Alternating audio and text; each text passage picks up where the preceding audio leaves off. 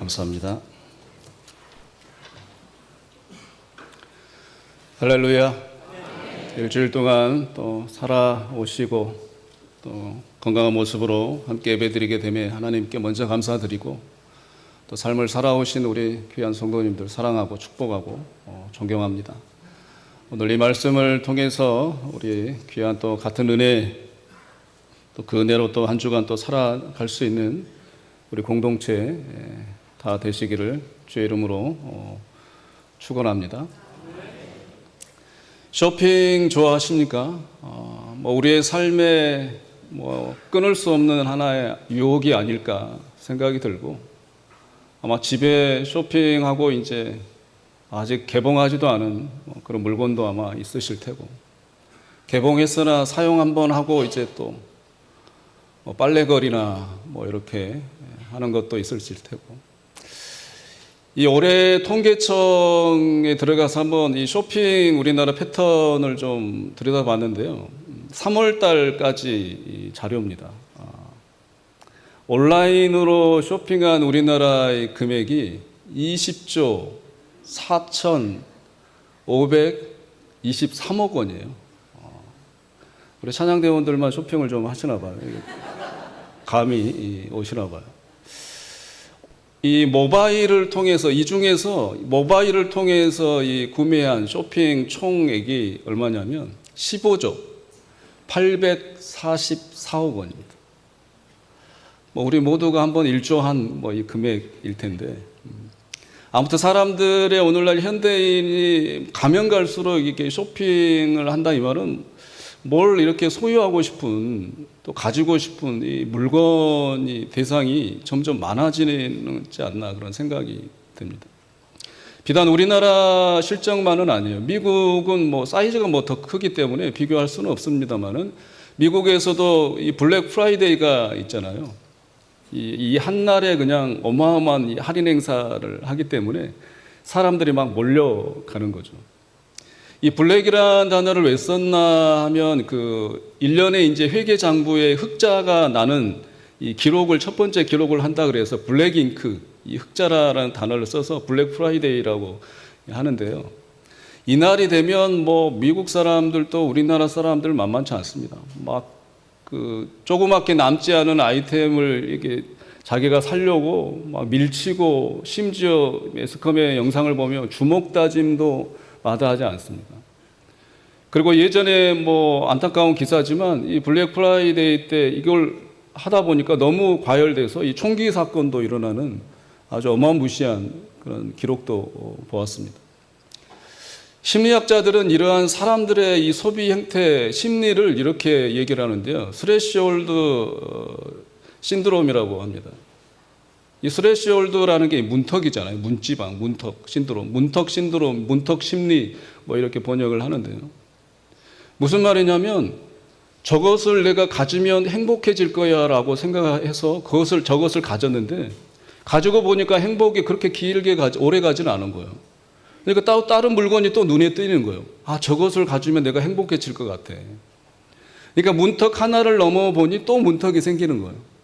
또 이 문턱을 넘으면 행복할까라고 생각해서 넘었더니 또 다른 문턱이 또 생겨나는 거예요. 보여지는 거고. 그래서 심리학자들은 이런 스레시홀드 신드롬이라고 얘기를 하는데요. 오늘 본문에 그러한 사람이 대표적인 모형이 등장을 합니다. 야곱이라고 하는 사람이에요. 야곱이라고 하는 이름의 뜻은 뭐냐면 사기꾼입니다. 사기꾼. 사기꾼은 뭐예요? 언변술이 좋잖아요. 이 말로 이제 다 끝장을 보는 사람이에요. 자신의 이득을 취하고. 이제 유대인에게 있어서 이 큰아들 장자에게 이제 장자권이 있단 말이에요. 유산 상속에 이제 유리한 그런 권리입니다. 근데 이 둘째인 야곱이 이 장자권을 빼앗기 위해서 수단 방법을 가리지 않고 이제 어찌됐든 형 에서로부터 장자권을 빼앗아요. 근데 아버지로부터 또 이 축복 기도를 받는데 이 털이 많은 형의 이것을 변장까지 해가지고 눈먼 아버지를 이제 속여가지고 축복까지 받는단 말이에요. 근데 오늘 본문은 뭐냐면 에서 이 형이 그것을 다 알아요. 그래서 에서 형이 이제 승질이 나가지고 이제 죽이려고 이제 하는 상황에 부모들이 이제 둘째 아들이 죽을 것 같으니까 외삼촌 라반의 집에 이제 보내라, 가라고 한 상황이 오늘 나와 있습니다. 그래서 이 야곱이 이제 출발을 하는 거예요. 오늘 10절에 보면 야곱이 부엘세바에서 하란을 향하여 가더니 이런 말이 있어요. 혼자 이제 떠난단 말이에요. 하란까지. 떠나는가 보다 그렇게 생각되지만요, 이 키로수가 만만치 않습니다. 부엘세바에서 하란까지 거리가 몇 킬로냐면 900킬로 정도 됩니다. 900킬로. 우리 동네에서 서울시청까지가 계산해 보니까 200킬로 정도 됩니다. 이것을 걸어서 간다고 해봐요. 4배 정도 가까이 어림잡아서 4배 정도의 거리를 이 야곱이 이제 도망자의 신세로 가는 거예요. 근데 11절에 보니까 한 곳에 이르러는 해가 진지라. 해가 져서 지금 못 가는 거예요. 더 가고 싶은데 해가 져가지고 어두워서 보이지 않아서 무심결에 그 정착한 곳이 한 곳이란 말이에요. 이 한 곳이 성경을 쭉 읽어가다 보면 루스잖아요. 부엘세바에서 출발해서 루스까지 거리도 만만치 않습니다. 85km예요. 이 당시 지금 야곱이 몇 세인 줄 아세요? 77세란 말이에요. 그러니까 147세에 야곱이 죽었으니까 뭐 오늘날 수명 계산 대비해 보자면 그래도 어림잡아서 한 40대 후반에서 50대 초반 정도 된단 말이에요. 이 나이에 이 하루에 85km를 이 한 곳에 루스까지 오는 것은 만만치 않습니다. 그것도 77세의 나이에. 뭐 때문에 이렇게 정신없이 내달린 거예요? 죽을까 봐. 무서워서. 형 에서가 쫓아와서 자기를 죽일까 봐 이 두려움과 공포 속에서 내달리는 거예요. 그래서 이 거리까지 왔단 말이에요. 잘 이해가 안 가시는 듯해서 놀라지 않으시니까 우리 교회는 제가 설명을 좀 해드리겠습니다. 여성분들이 이 남성분들하고 대화할 때 가장 싫어하는 얘기가 탑3가 있어요. 탑3. 남자들은 잘 모르시죠? 여성분들이 싫어하는, 남자들이 얘기하는 거, 싫어하는 거, 듣기 싫은 거. 3위가 축구한 얘기. 두 번째는 군대 얘기. 첫 번째는 뭔지 아세요? 군대에서 축구한 얘기. 이 얘기를 굉장히 싫어해요, 여성분들이. 군대 얘기를 좀 해보자면 이 기초훈련 군사교육 때 마지막에 행군이 꽃이란 말이에요. 근데 지금 몇 킬로를 하는지 모르겠지만 제가 있을 때는 한 30km 내지 70km 사이에서 했단 말이에요. 20대 초반의 청년들이 30km에서 70km까지 행군을 하면 몇 시간이 걸린 줄 아세요? 최소 7시간에서 13시간이 걸린단 말이에요. 근데 지금 이 야곱이 85km를 내달렸는데 지금 하루에 해가 질 때까지 이 85km를 77세 이 사람이 달렸다는 거예요. 얼마나 이 긴장감, 공포감, 두려움, 누가 쫓아오지 않을까, 앞에 가서에서 형이 있지 않을까, 이 두려움에 그냥 내달리는 게 지금 85km란 말이에요. 그러니까 야곱에게 있어서는 지금 해가 져서 멈춘 땅이지, 내가 저기까지 달려가야지 이런 계획이 없는 땅이란 말이에요. 그냥 오늘 본문에서도 한 곳이란 말이에요. 한 곳. 아무 의미 없는 그냥 곳이란 말이에요.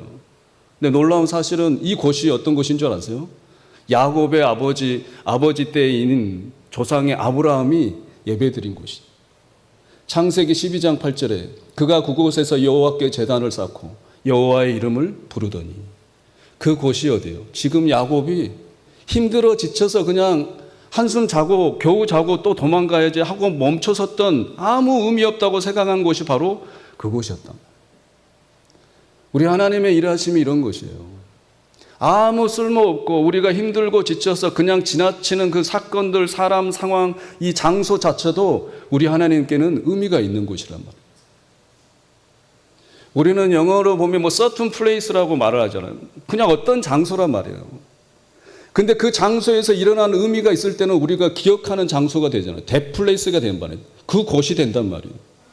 우리 하나님은요, 우리 믿는 자들에게 있어서 어떤, 우리는 뭐 믿음이 연약해서 잊어버리고 그 사건들, 장소들, 뭐 지나치는 과정에 의한, 목적지의 과정에 의한 장소이지만 우리 하나님께서는 그런 모든 장소들이 certain place가 아니에요.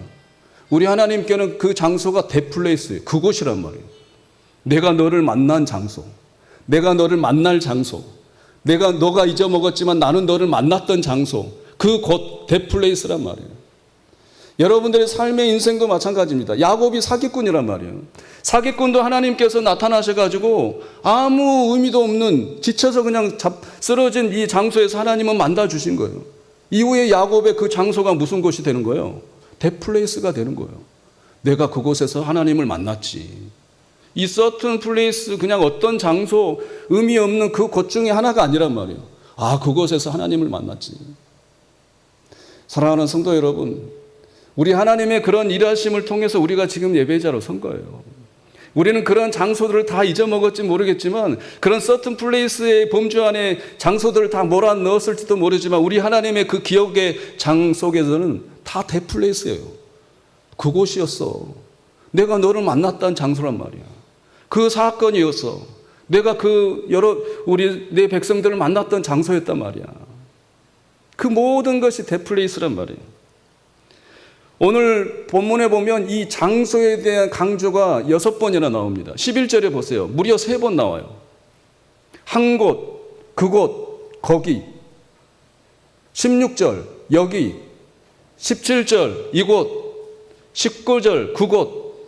6번이나 이 본문의 장소가 한 곳, 거기, 그곳, 이곳, 여기, 그곳.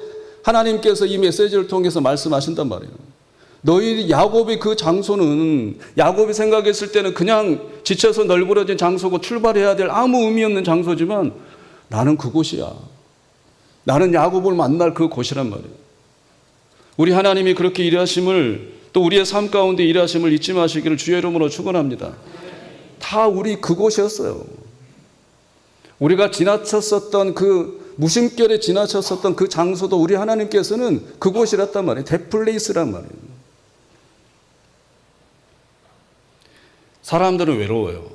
영어 단어로 loneliness가 외로움이란 말이에요. 그냥 외로운 거예요. 친구가 없을 때 외로움. 그냥 뭐 어려움이 처했을 때 혼자 있어서 외로움. 근데 성경은 단어를 더 써요. solitude라는 단어를 써요. 고독이라는 단어를 씁니다. 이 고독은 뭔지 아세요? 세상의 문을 의식적으로 닫고 하나님과 만나고 싶은 그 준비 자세, 홀로 있는, 이걸 고독이란 말이에요. 사랑하는 성도 여러분, 세상 사람들이 느끼는 외로움 말고 하나님께서 분명히 나를 만져주시고 만나주실 어떤 곳이든지 그곳이 되게 하실 그 하나님을 기대하는, 준비하는 그런 고독이 우리 가운데 있으시기를 주의 이름으로 축원합니다. 이탈리아 속담에 그런 말이 있어요. 하나님이 문을 닫으시되 창문은 열어두신다. 창문은 뭐예요? 하늘을 보는 이 창문이잖아요. 문은 뭐예요? 세상과 통하는 문이란 말이에요. 하나님이 세상의 사람들에게, 우리 믿는 자들에게 문을 닫으실 때가 있단 말이에요. 그 이유는 뭐겠습니까? 숨 막혀 죽으라고 닫으시는 게 아니에요. 창문을 통해서 누구를 좀 보라는 거예요. 날 좀 봐라.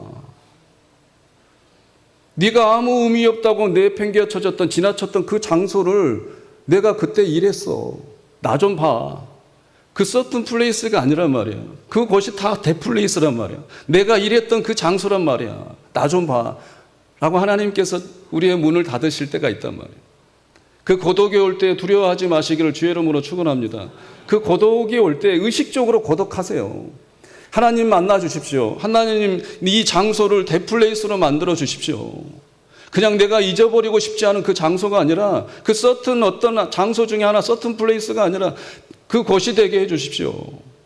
라고 그 고독을 심지어 즐기시는 우리 모두가 되시기를 주의 이름으로 축원합니다. 본문 보세요. 본죽이라는 단어가 많아요. 본죽. 본죽 말고 본죽. 12절에 보면 2번 나와요. 본죽, 본죽. 야곱이 본죽. 13절에 뭐예요? 한 번 나온다. 본죽. 이 본죽이 무슨 뜻인지 아세요? 제가 NIV 영어 성경을 애독하는데 NIV 성경도 이걸 놓쳤어요. 저 성경은 KJV 흠정역 성경이란 말이에요. 뭘로 번역해놨어요? behold라는 단어로 번역해놨어요. behold. NIV 성경은 동사 see나 realize, 깨달다, 알게 되다, 이런 단어로 번역을 해놨는데, 원어를 보면 이 본죽은 뭐냐면 동사가 아니에요. 감탄사예요. 하나님께서 보여주신 것을 보고 나니 와, 놀랍다, 이런 뜻이란 말이에요.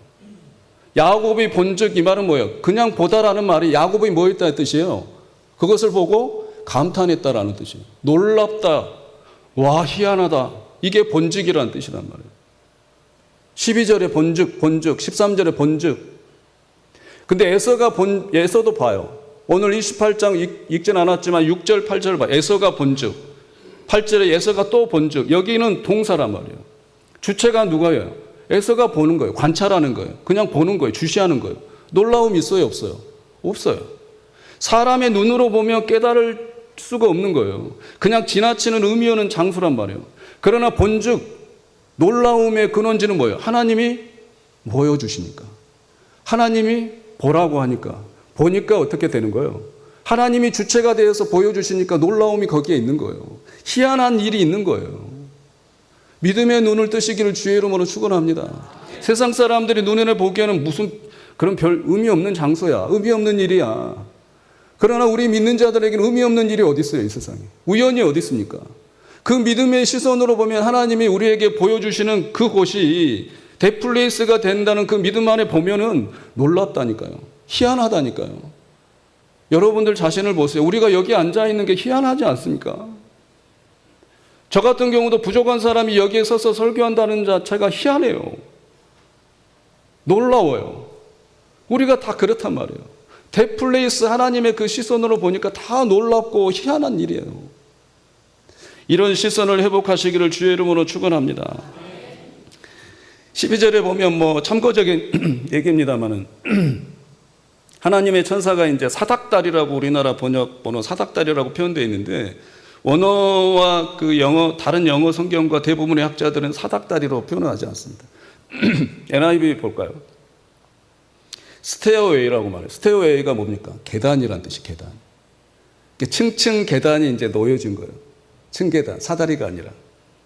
그 위에 누가 계시는 거예요? 하나님이 서 계시는 거란 말이에요. 오늘 야곱이 그걸 층층 계단에 서 있는 하나님을 보고 그냥 놀랍다, 와 희한하다 이것만 한 게 아니에요. 그 다음에 우리 하나님께서 뭐래요? 말씀해 주시는 거예요.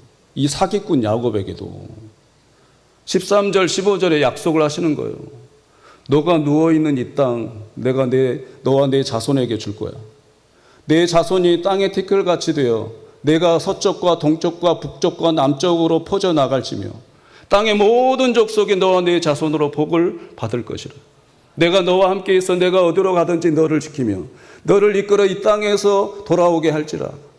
내가 내게 허락한 것을 다 이루기까지 너를 떠나지 아니하리라. 약속까지 해주시는 거예요. 그냥 놀래키기만 하시는 하나님이 아니라 약속까지 해주신단 말이에요. 야곱이 얼마나 기뻤겠어요. 18절 보세요. 아침에 일찍이 일어나 제단을 쌓고 기둥 세우고 기름 붓잖아요. 아니 전날에 85km를 내달린 77세의 그 나이에 아침 일찍이 일어날 수 없는 거란 말이에요. 왜 아침 일찍 일어납니까? 잠을 잘 수가 없는 거예요. 너무 기쁘니까. 하나님을 만나서 본즉 놀랍고 희한하니까 무슨 잠이 오겠어요. 아침에 일찍 일어나는 거예요. 그래서 하나님 앞에 예배 드리는 거예요. 기도하는 거예요. 다시 돌아오게 해주시면 내가 11조 드리겠습니다.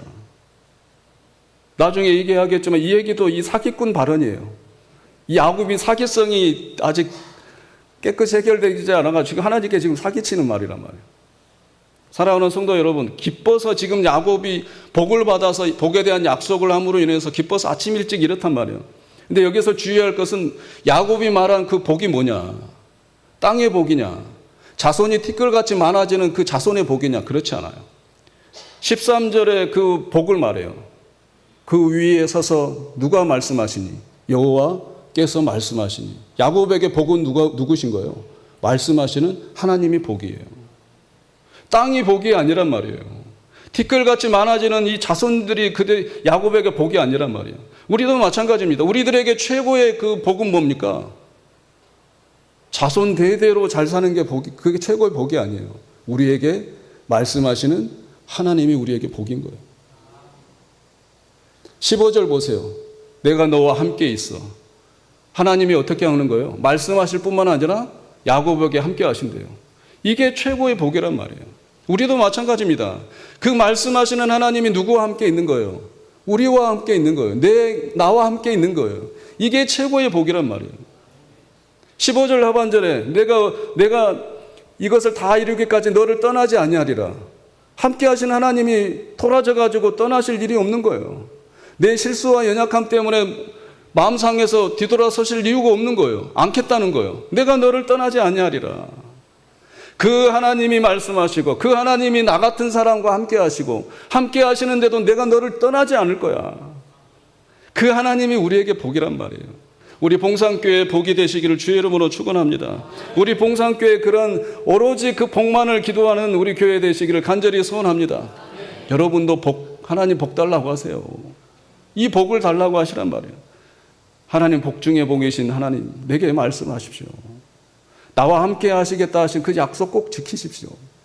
내가 혹여 실수해서 죄를 짓는다 해도 마음 상하지 마시고 너를 끝까지 내가 떠나지 않겠다 하신 약속 꼭 제발 지켜주십시오.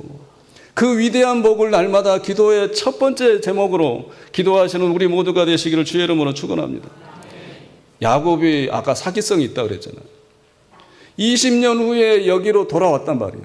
부자가 돼서 에서와 화해하고 하나님의 은혜로 화해하고 돌아왔단 말이에요. 근데 이 땅 베돌로 갔느냐? 가지 않았어요. 세겜 땅에서 13년을 머물고 그냥 재밌게 보냈단 말이에요. 그러다가 세겜 땅에서 사건을 만나서 거짓골이 된 거예요. 그랬을 때 우리 하나님께서 창세기 35장에 가보면 뭐라 그래요? 나타나서 베델로 가라. 내가 약속했던 그 땅으로 다시 가라. 원점으로 되돌리시는 거예요. 오리지널 포인트라 그래요. 오리지널 포인트로 하나님은 되돌리시는 거예요. 오리지널 포인트 그 점이 뭡니까? 내가 만난 그때 그 하나님. 아, 여기서도 하나님이 계시는구나. 이 도망자 같은 이 사기꾼도 하나님도 만나셨구나. 그런 감격의 그 오리지널 포인트로 하나님은 날마다 우리를 되돌려 보내시는 거예요. 사랑하는 성도 여러분, 그게 하나님의 일하시는 거예요. 여러분들이 믿음이 약했을 때 내가 오리지널 포인트로 내가 보내줄게. 우리가 처음 만났던 그거 기억하잖아. 사건을 통해서 사람을 통해서 장소를 통해서든지 하나님은 그 포인트로 보내시고 계시는 거예요. 그런 위대한 하나님을 신뢰하시기를 주의 이름으로 축원합니다. 그래서 일주일 동안도 우리가 기쁘게 살아갈 수가 있는 거예요. 그 하나님이 내게 복이니까, 약속을 해주셨으니까, 내가 실수해도 하나님은 오리지널 포인트 원점으로 되돌려 보내주실 테니까, 첫사랑을 회복시켜 주실 테니까, 그 감격을 기억하게 해주실 테니까, 그 하나님이 우리에게 든든한 백인 거예요. 그 하나님을 신뢰하고 위로받으시기를 주의 이름으로 소원합니다. 그 하나님으로 흉내하시기를 간절히 부탁드립니다.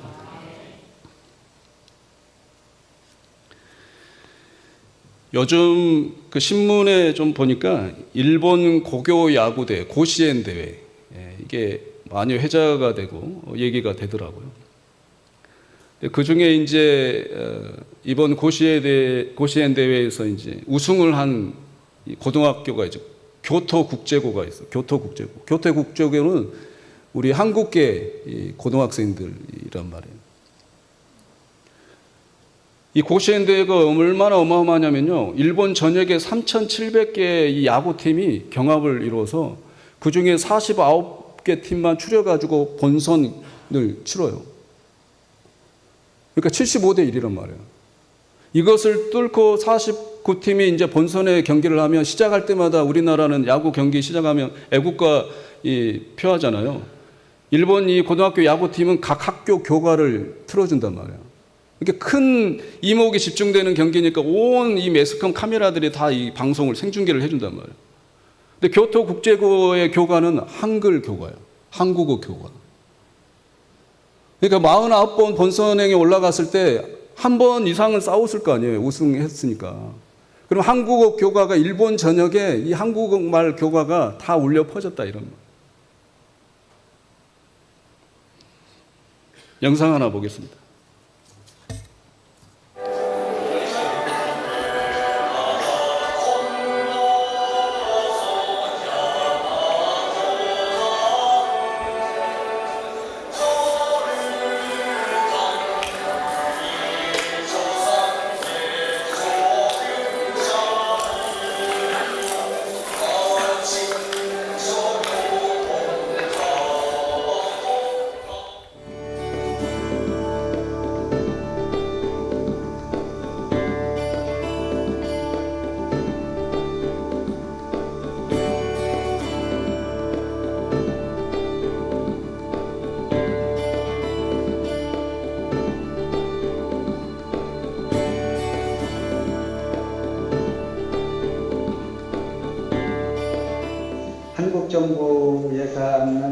받아서 그 작년에도 체육관도 다 개보수하고 연습장을 인공잔디 깔고 라이트, 그 LED 등으로 작년 연말에 제가 교육부의 힘을 얻어서 다 해줬는데 애들이 그렇게 좋아하더라고요. 그런데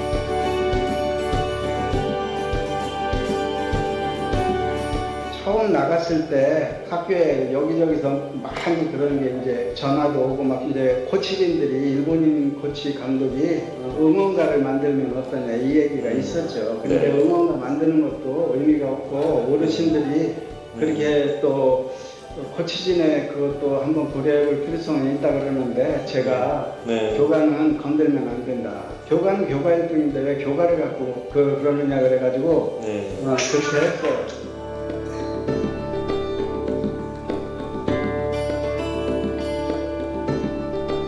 학생들이 우리 교가로 나가자 그렇게 학생이 자체적으로 움직여서 그렇게 건의를 해왔고 교장한테 그래서 저도 학생들의 의견에 동조하면서 절대 그렇게 우리 교가는 교가대로 그렇게 가자고 그랬어요. 지금은 이제 벌써 6번째 고시행이니까 오히려 우리를 응원해주는 힘이 많이 생겼죠. 교가에 대해서도 뭐라고 하는 건 없죠? 예, 없어요.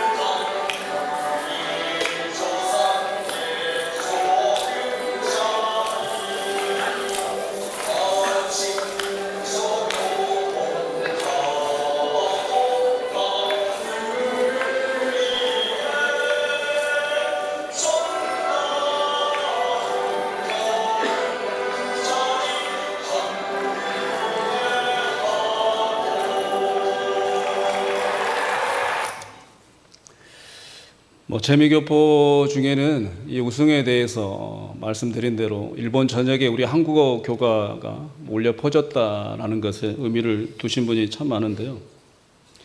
교토고 국제교가 이 사절도 보시면 힘차게 일어나라 대안에 자서 새로운 희망 길을 나아갈 때 불꽃같이 타는 마음 이국 땅에서 어둠을 밝히는 등불이 되자.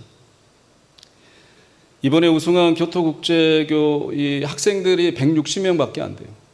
그런데 이제 뭐 기술적 지원도 뭐 일본에서 얼마나 많이 해줬겠습니까? 근데 이제 이번에 우승을 하게 돼서 일본 전역뿐만 아니라 많은 이들에게 놀라움을 줬죠.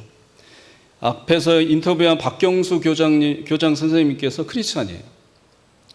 그래서 이 학생들을 위해서 날마다 기도한 거예요. 인터뷰한 내용을 보면요. 내가 기독교인이다. 잠을 깨면 매일 아침 선수 40명의 이름을 부르면서 기도했다.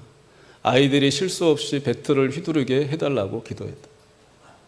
믿음의 눈으로 보면 그러한 일본 땅에서도 일본 땅이 그 토속신이 800만 개가 있습니다. 신사, 집안에 절 같은 걸 세우는 그 신사가 12만 개나 있어요. 그러한 곳에서도 우리 하나님은 그 신경 쓸 필요가 없는 의미 없는 그 땅도 그 서튼 플레이스도 우리 하나님은 이런 야구팀 힘없는 야구팀 또 교장 선생님의 그 기도를 통해서 대플레이스를 만들고 계신단 말이에요. 우리 하나님의 일하심은 믿음의 눈으로 보면 다 놀라운 일이에요. 희한한 일이란 말이에요. 이것이 오늘날에도 우리나라에도 일어나고 저 일본 무상의 땅 나라에도 일어나는 거예요. 그 우상 수두룩한 인구 수보다 많대잖아요. 우상이. 그런데도 우리 하나님은 그 땅을 대플레이스를 만들기 위해서 하나님은 지금 일하고 계십니다. 그런 하나님을 신뢰하시기를 주의 이름으로 축원합니다. 우리 한국교회 우려하는 목소들이 많습니다. 우리 한국교회 어쩌나. 저는 걱정하지 않습니다. 하나님의 교회 하나님이 책임지실 줄로 저는 믿습니다. 예수 그리스도의 피로 사신 이 교회를 하나님이 분명히 지키실 걸로 믿어요. 대플레이스로 우리 하나님은 만드실 줄로 믿습니다. 우리 봉산교회 우리 하나님이 책임지실 줄로 믿습니다. 대플레이스로 만들어 주실 줄로 믿습니다. 우리의 삶도 마찬가지예요.